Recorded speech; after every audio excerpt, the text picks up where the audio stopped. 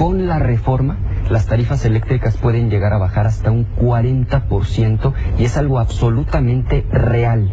Eso que muchos políticos de manera demagógica prometen, sí se puede lograr si hacemos esta reforma energética. Yo sí quiero desenmascarar al PRI, porque es una vergüenza lo que han hecho en la implementación de las reformas, y pongo como ejemplo reforma energética.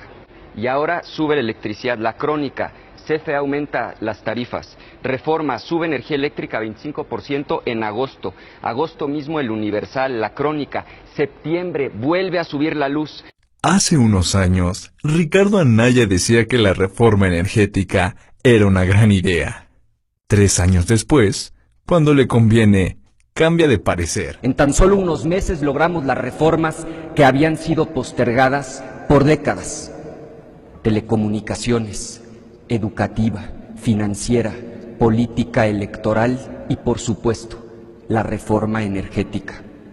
Yo no tengo duda, y ustedes tampoco deben tenerla. Vienen tiempos mejores para nuestro país.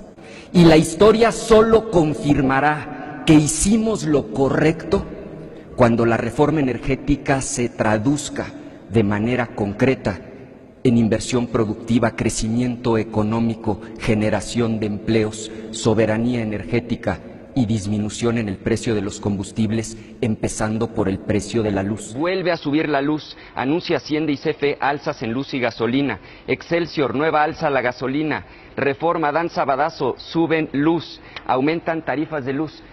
Convencido de que ha sido un periodo histórico para el país, Pascal, en los últimos meses, México vivió su transformación institucional más profunda desde que hace 100 años, en 1917, nació nuestra Constitución. Fueron tantas las reformas que no hemos terminado de dimensionar la magnitud de los cambios. Reforma laboral, educativa, de transparencia, de telecomunicaciones, política electoral, energética, convencido de que vamos por la ruta correcta. El país no va por el camino correcto. México tiene que cambiar. Yo estoy absolutamente convencido, Pascal, de que las reformas del último año han establecido a México en la ruta correcta, porque son reformas de implicación práctica, concreta, específica en beneficio de los ciudadanos. La reforma educativa no son simplemente buenos deseos. La reforma de telecomunicaciones es también muy concreta, más competencia para que bajen los precios y mejore el servicio. Cuando tú ves que ya somos el país más desigual de toda la OCDE, cuando ves que tenemos más pobres de los que había hace 20 años, cuando ves que este año 2017 es el más violento de los últimos 20, concluyes, México tiene que cambiar. Habremos triunfado cuando la reforma se traduzca en que mejore la calidad de vida de las mexicanas y los mexicanos. Señor presidente, señoras y señores, en estas extraordinarias fechas de convivencia con la familia, podremos mirar a nuestros hijos a los ojos con plenitud interior, con la plenitud que da el deber cumplido. Muchas felicidades y que viva México. ¿Qué piensa de José Antonio Meade? Que representa la continuidad, que es el candidato, usando el término de Silva Herzog en su última columna, de los satisfechos, los que puedan dormir tranquilos con un año en el que vamos a acabar con 30,000 homicidios, los que puedan estar tranquilos con estos niveles mediocres de crecimiento, los que crean que vamos bien cuando hace 20 años había 47 millones de pobres y hoy no solo no hay menos, hay 53 millones, los que estén satisfechos con esa tragedia ya tienen candidato, es el candidato del PRI. Ahora los gobiernos panistas han contribuido cambiar, también a estos números. Quienes ¿no? queremos, justo a eso voy, reconozco en el gobierno de Vicente Fox que fue un error garrafal no haber desmantelado las estructuras clientelares corporativas. Se robaron 1,000 millones de pesos del sindicato de Pemex. ¿Qué le hicieron al líder sindical Romero Deschamps? Y también lo dije del gobierno de Felipe Calderón. Se pactó con una lideresa sindical corrupta como fue Elba Ester Gordillo.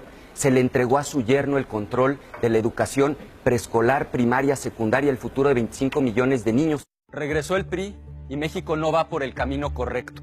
La economía va mal, la violencia aumenta, la corrupción está peor que nunca. El PRI se tiene que ir. Y la opción tampoco es López Obrador. De él no hay nada nuevo que decir. Sus locuras han sido, son y seguirán siendo un peligro para nuestro país.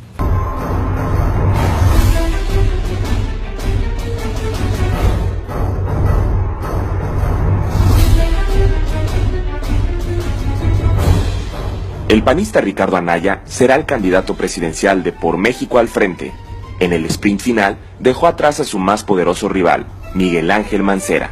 Con 38 de edad, el queretano será históricamente el más joven de los aspirantes a Los Pinos, en un hecho solo comparable a las candidaturas de Carlos Salinas de Gortari y a la de Lázaro Cárdenas, quienes fueron postulados a los 39 años. Para algunos, es el llamado Joven Maravilla, por sus habilidades para adueñarse a tan corta edad del liderazgo del PAN, haiga sido como haiga sido, y por desafiar los intereses históricos del partido.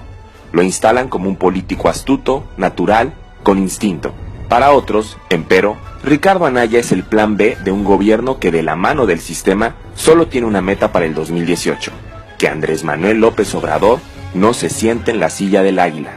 Para nadie es un secreto que en la complicada recta final que presagiaba el quiebre del frente político integrado por el PAN, el PRD y el Movimiento Ciudadano, Anaya contó con el empujón definitivo desde Los Pinos. Al final del día, alguien convenció al presidente Enrique Peña Nieto de habilitar al Joven Maravilla como la mejor alternativa política al proyecto MID, y se operó lo necesario para hacer a un lado a Mancera.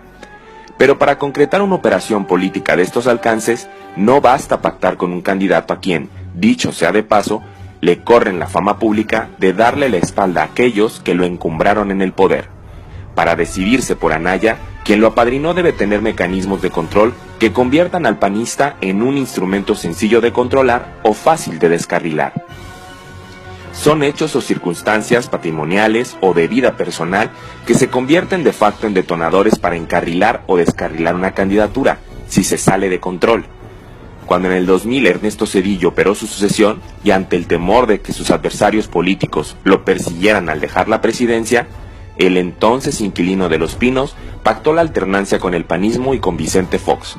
Y en el 2006, con la traición de Roberto Madrazo a cuestas, el Bester Gordillo y los gobernadores del Tucumán articularon desde su PRI la victoria de Felipe Calderón, a condición de que en el 2012 le devolvieran al PRI las llaves de Los Pinos. 6 años más tarde, en 2018, los escenarios no son distintos. MID es el proyecto político de la continuidad tecnócrata y ortodoxa. Pero frente a la eventualidad de un desacierto del candidato priista, político o de salud, el plan B es obligado, y el sistema ya votó porque esa alternativa sea Ricardo Anaya. La tecnocracia priista abanderada por Carlos Salinas de Gortari lo entendió muy tarde cuando en 1994 la llamada nomenclatura del viejo PRI asesinó al candidato Luis Donaldo Colosio. No existía un plan B y se improvisó a Zedillo como el relevo que terminó sacando al PRI de Los Pinos. Nunca más. Si por la razón que sea la continuidad con MID se vuelve imposible, el arropamiento del sistema para Anaya será inevitable. Lo que sea será mejor antes que dejar que en su tercera oportunidad López Obrador se convierta en el desafiante presidente de un México intranquilo. Para eso Anaya ya está habilitado.